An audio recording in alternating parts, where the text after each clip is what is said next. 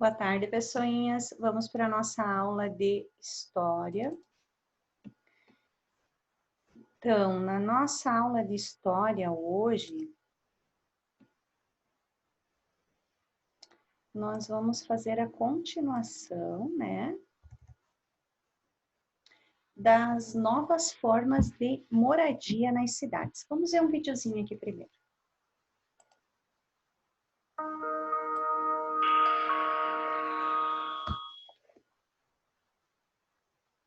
As cidades se transformam com o passar do tempo. Vamos conhecer um pouco sobre as mudanças das cidades com o passar dos anos. Parece que foi ontem. Tudo isso era chão de terra. Não havia tantos carros, tantos prédios. A gente andava de carroça. Como assim, vovô? Tudo era diferente. Conta mais, vô. Aqui, nessa mesma dança, há muito tempo. Você não deve se lembrar, mas acontece todo o tempo.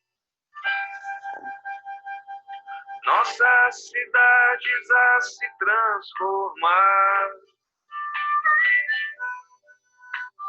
acompanhando o desenvolvimento, onde não havia nada. Agora passo uma rua, uma avenida, uma casa.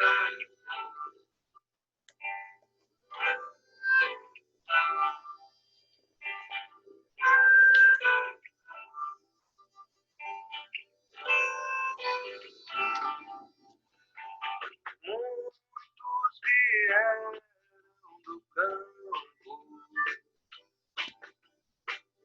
tentando se adaptar a estes novos trabalhos.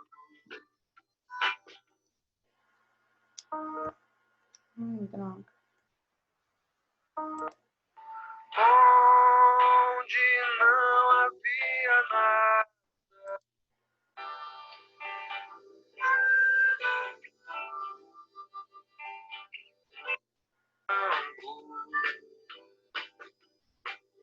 Tentando se adaptar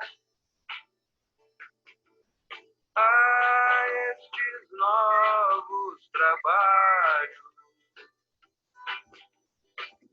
Nas cidades a se modernizar, um lugar abandonado, onde ninguém brincava, tem agora uma praça.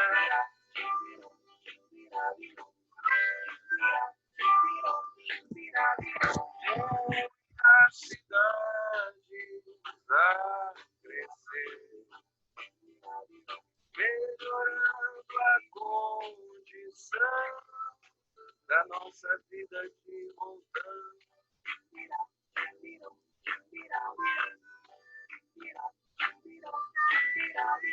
Hospitais, melhores escolas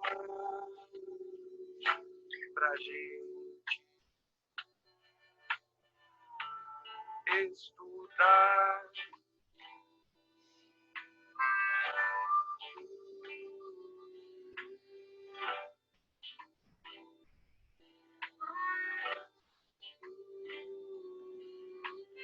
E podemos melhorar, fazer as coisas com mais consciência, preservar e educar e cultivar o bem.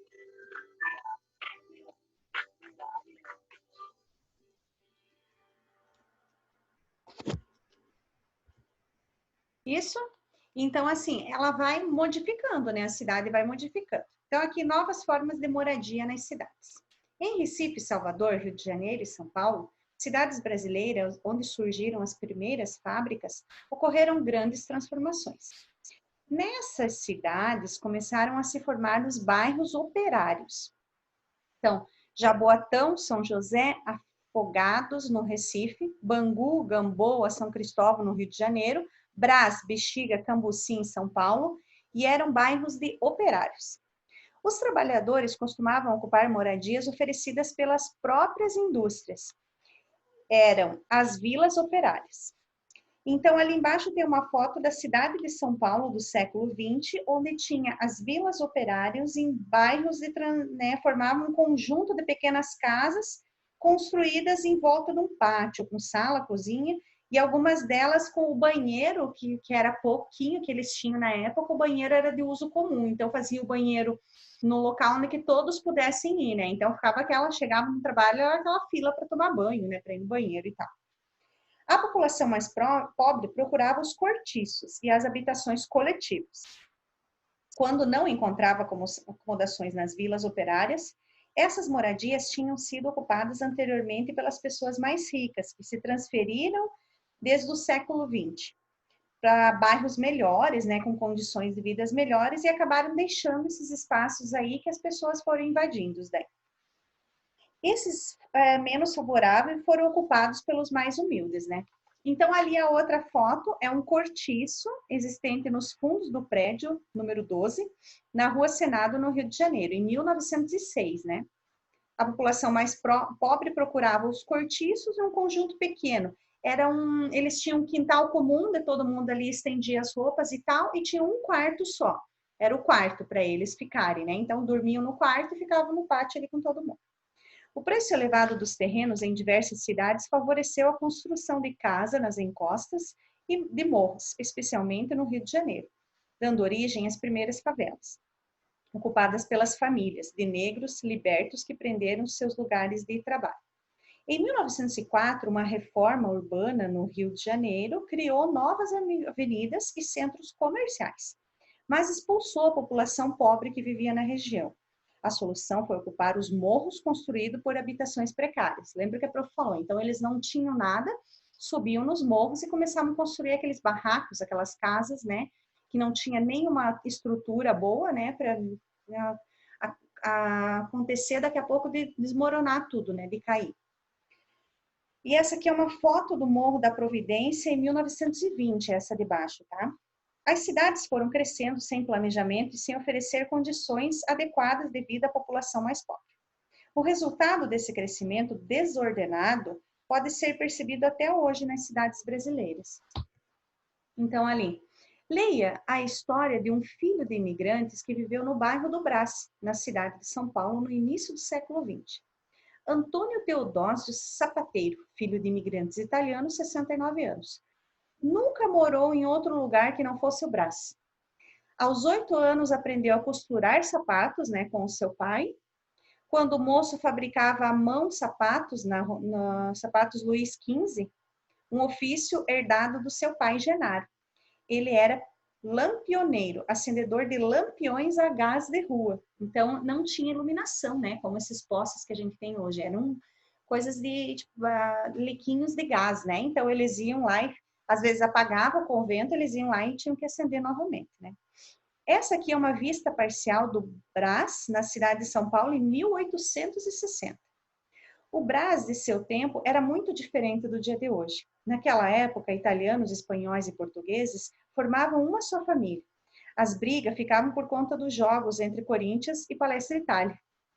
Palmeirense e antigo zagueiro dos times do bairro, Teodósio relatou que os gols eram marcados na própria rua, improvisada em campo de futebol, até a chegada do guarda, que colocava todo mundo para correr. A rua era o centro de tudo. As pessoas promoviam festas, passeavam durante as noites de verão e colocavam cadeiras nas calçadas para longas conversas. O comércio também percorria os calçamentos de pedra. Vendedores iam de porta em porta anunciando as mercadorias. Pizza em quantidade dentro de latões, frangos, verduras e doces. Na inauguração da luz elétrica no bairro, na década de 30, 1930, os moradores da rua Caetano Pinto colocaram mesas nas ruas, enfeitaram com flores, dançaram e comemoraram até de madrugada.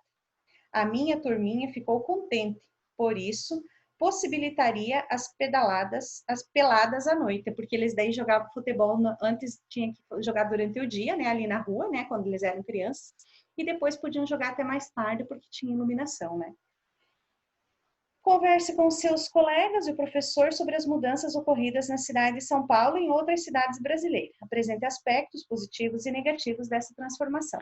Nós vamos fazer uma pesquisa no caderno, porque a gente não está em sala, então nós vamos fazer uma pesquisa no caderno. Você vai fazer uma pesquisa e responder essas perguntas aí. Como é o Brás no dia de hoje? Quais são as principais atividades desenvolvidas no Brás? Cole imagem dos anos de 1862 e dos dias atuais do Brás. E assim que concluir, gravar um vídeo, um áudio, né? E enviar para a prof, que vale nota, ok?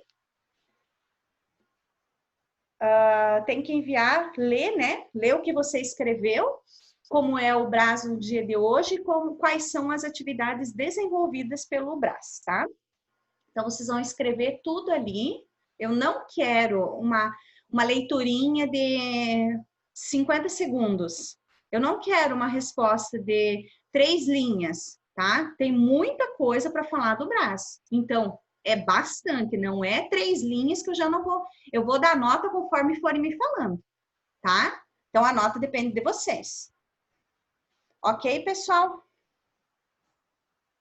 E é isso por hoje. Então, vê lá, pesquisa bem direitinho, faz uma atividade caprichada para valer nota, já para o segundo trimestre, tá, gente? Para o segundo já nós já estamos fazendo, ok? Beleza? Fiquem bem e até amanhã.